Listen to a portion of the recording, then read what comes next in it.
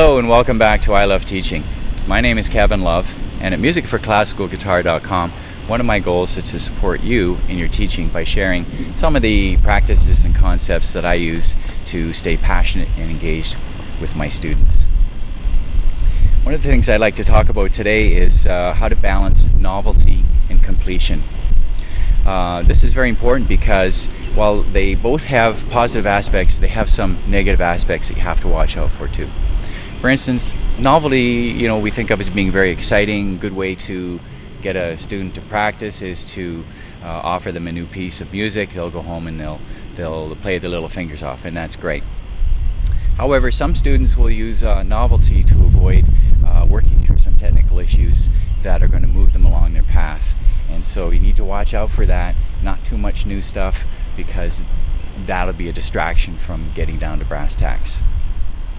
And likewise with completion, in the positive sense of the word, you can instill a great sense of satisfaction and accomplishment in the student by holding the energy until they bring a piece to a very high level of performance, and they'll feel good about that, especially if they're sharing it in a recital or playing for their friends or something like that.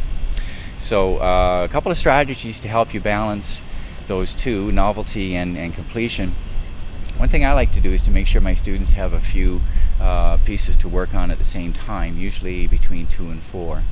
That way I can make sure they have something new that's exciting and engaging, something that's fairly well down the road and they can play but still needs a little polishing, and something that they're very close to being